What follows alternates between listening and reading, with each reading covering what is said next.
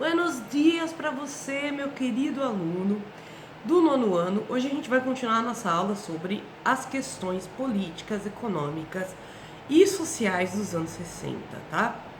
Vale lembrar que nessa época, voltando, estava tendo uma revolução dos costumes, protagonizada primeiramente pelo movimento hippie. Mas vale lembrar que o movimento hippie, meus queridos, nos anos 60 ele foi encabeçado pelas feministas, tá? Então, uma coisa que pouca gente aborda é que o movimento feminista foi muito mais importante para o movimento hippie em si, na sua formação e tudo mais, do que o movimento anti-guerra, né, que vem depois. É que o movimento anti-guerra vai popularizar a questão do estilo de vida hippie e essas contestações de estilo de vida baseado no American Way of Life, né? Que toda pessoa precisava basicamente constituir uma família, ter um emprego, ter um carro, ter uma casa e morrer, né? Isso para os hippies era literalmente assassinar o sentido de viver. Na verdade, a nossa vida é muito mais do que simplesmente a nossa singularidade, a nossa vida pessoal. A gente tem uma vida coletiva e como a gente se liga com essa coletividade acaba desencadeando também dentro da nossa vida individual.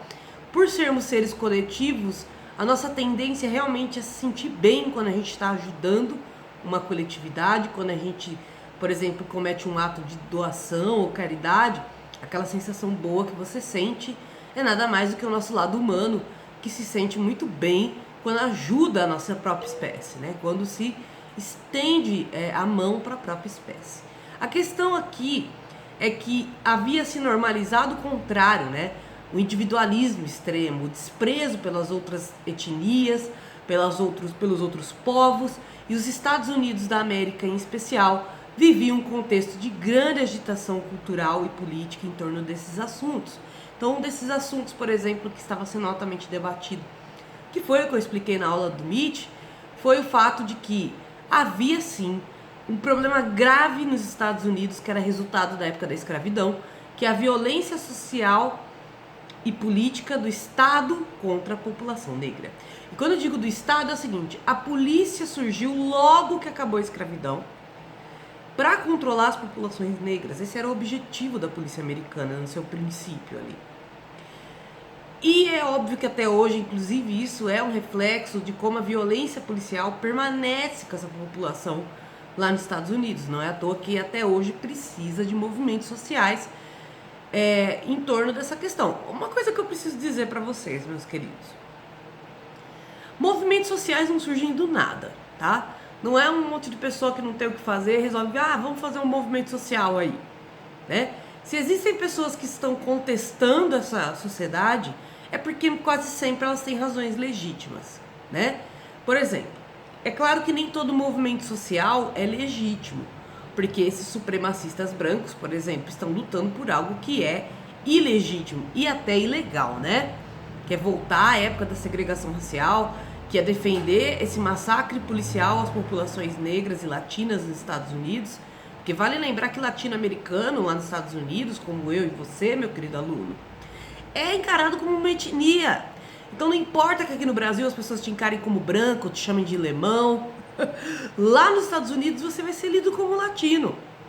Então existe um preconceito muito grande com essas populações até hoje, e que se explica ao longo da história como que a população negra se organizou contra esse preconceito, que nunca na história ela simplesmente olhou para essas coisas e falou, ok, terem matado um menino de 16 anos porque ele foi comprar um cigarro numa área que era considerada branca, né?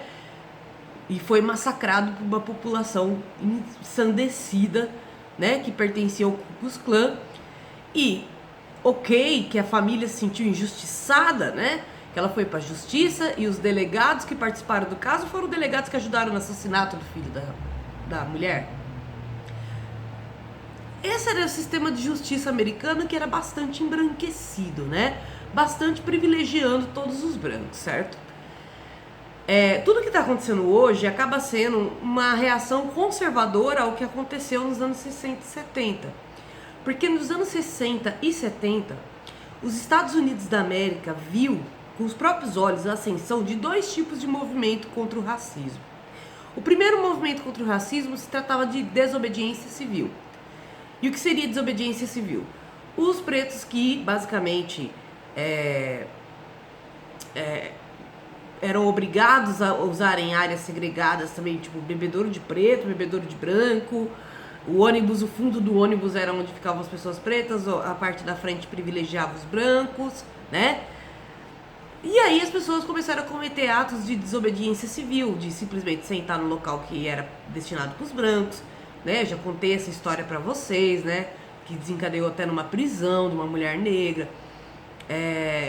Da mesma maneira que o Martin Luther King vai começar a organizar toda a parte das igrejas e por fim vai organizar um grande movimento social contra a segregação pelos direitos civis dos pretos americanos, né?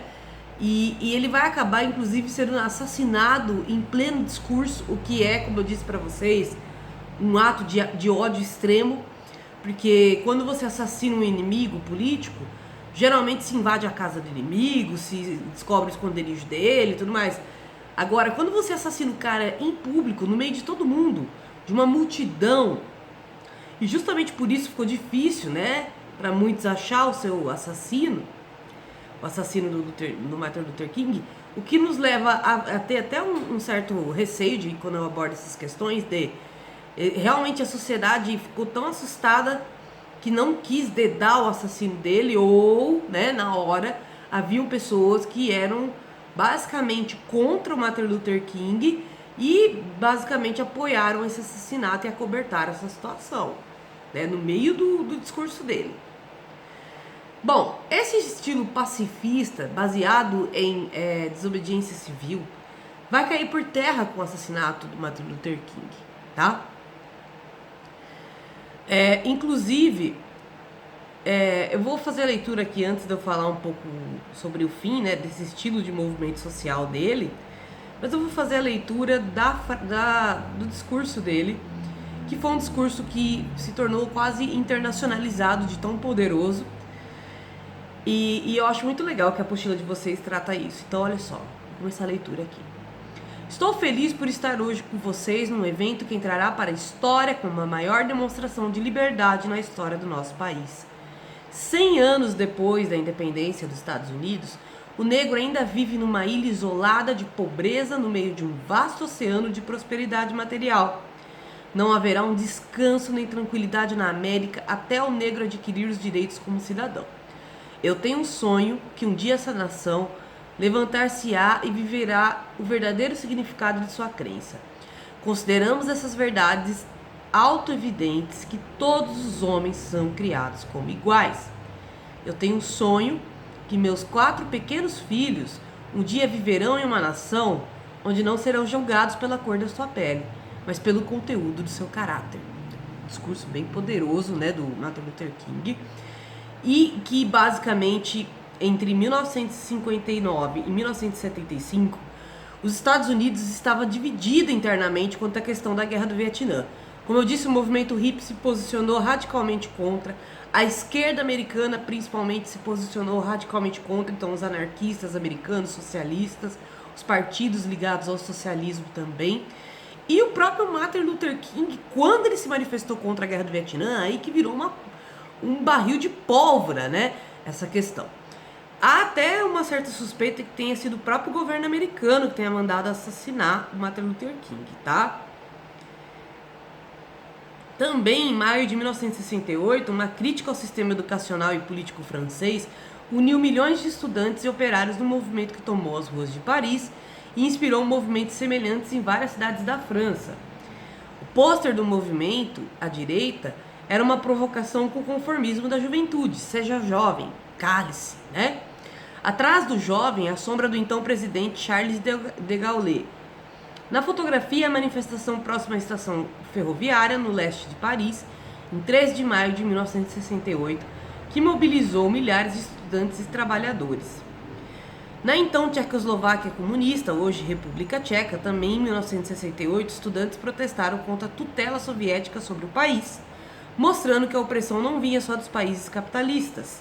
O líder tcheco da época, Alexander Dubček, desculpa gente, é difícil falar esses nomes, começou a realizar reformas liberais no país e afastá-lo da influência centralizadora e ditatorial da União Soviética.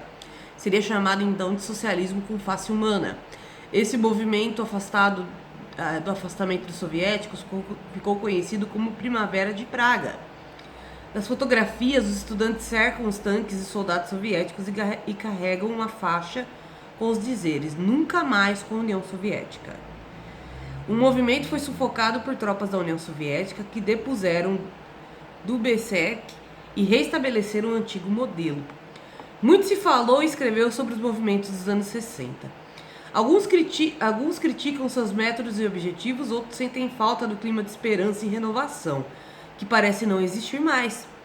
Possivelmente, a característica mais atraente daqueles tempos foi a existência de um desejo coletivista. As pessoas pensavam em tornar um mundo melhor para todos, tá?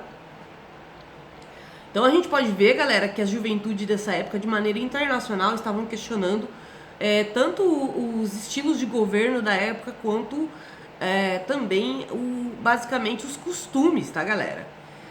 Vale lembrar que, assim, a União Soviética nessa época, ela estava com um modelo de Estado burocratizado que acabava prejudicando muitos países que eram associados a ela. Não é à toa que a China vai sair do bloco soviético e não é à toa que a República Tcheca também vai basicamente querer se separar, tá?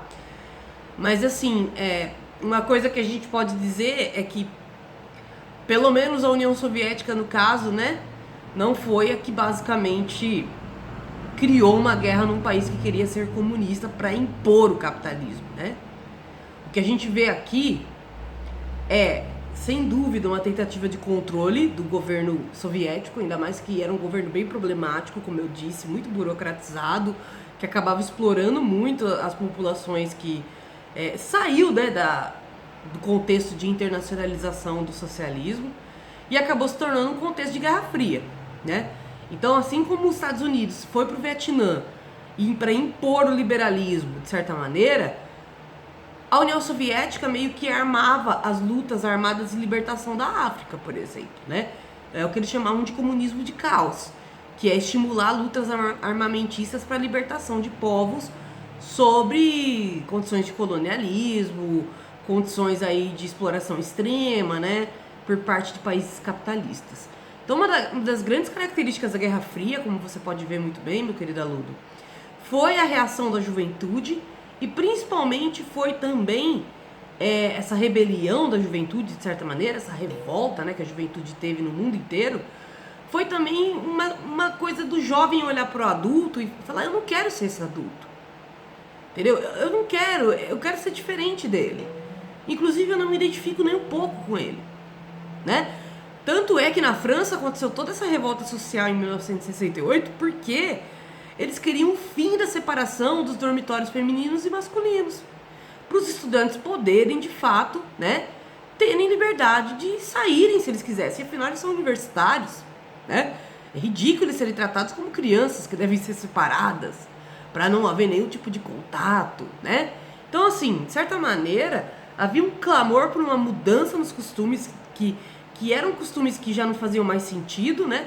Mas havia sim intervenções por parte do governo americano internamente em países que eles queriam ter influência, tá? Assim como havia essa intervenção também da União Soviética de armamento de movimentos populares, tá bom?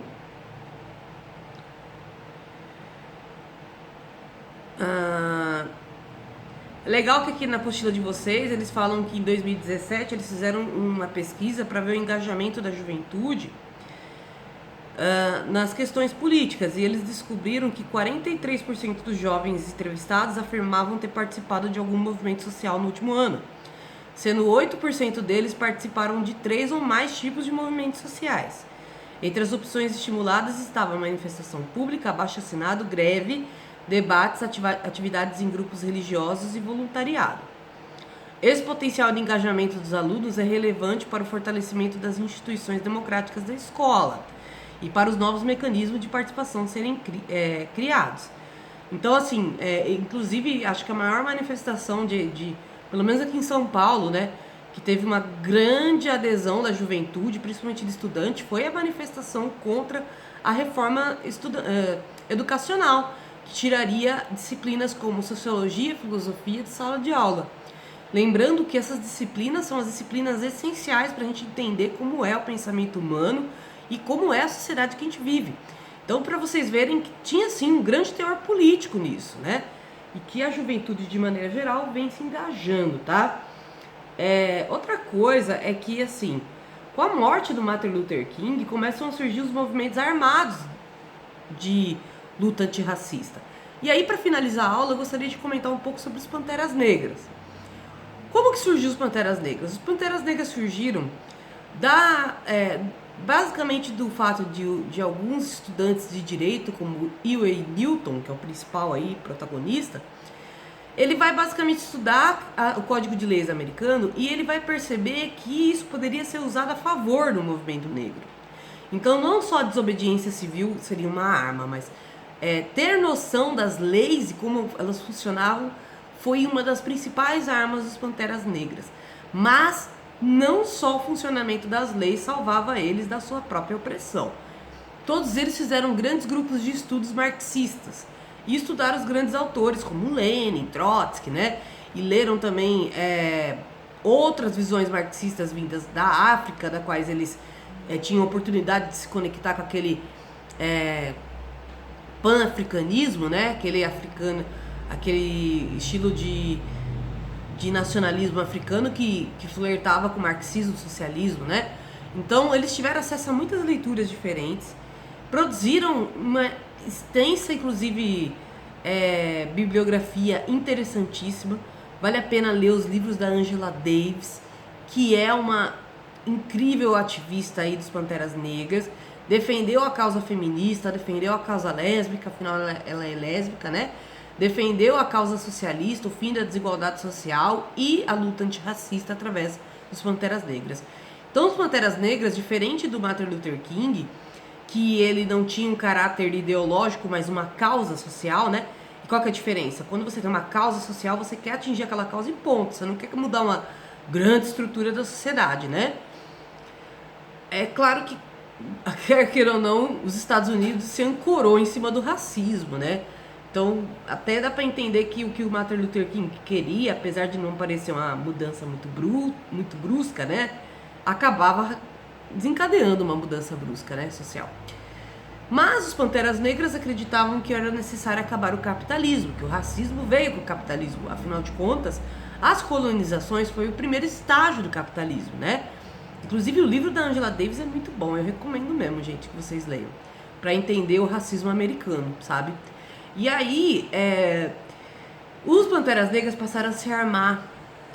Toda vez que a polícia ia pro gueto para cometer algum tipo de ato abusivo, do tipo, que nem acontece aqui no Brasil, infelizmente, no Rio de Janeiro, né? Os caras falam, foi bala perdida. E como que bala perdida acerta bem na cabeça, né? Todas as vezes. Impressionante, né? Ou, tipo, a mesma pessoa toma vários tiros e fala, bala perdida? Como que todas encontraram a mesma pessoa? Enfim, né? É a maneira porca que a mídia trata esse assunto, infelizmente. A mídia, quer queira ou não, ela é meio responsável por isso, porque a maneira que chega até nós é o intermédio dela, né? Que passa aí pelo caso da... Gente, é tipo assim, vamos supor que uma pessoa te assassina. Aí, em vez de entrevistarem um especialista em criminologia e tudo mais, eles vão entrevistar a pessoa que te assassinou. É tipo isso. É lógico que essa pessoa vai se defender e vai falar que não foi nada daquilo. É isso que a mídia faz. Eles veem que a polícia está cometendo atos de autoritarismo extremo no Rio de Janeiro e eles vão lá e entrevistam a PM para ver a visão da PM da morte do menino que a própria PM matou. Né? Não que os Estados Unidos fosse um caso diferente. Estou fazendo esse paralelo para vocês verem como é parecido. E são dinâmicas racistas que vêm desde a época das colonizações, né? E basicamente, gente, os Panteras Negras começaram a se armar. E aí, quando eles começaram a se armar,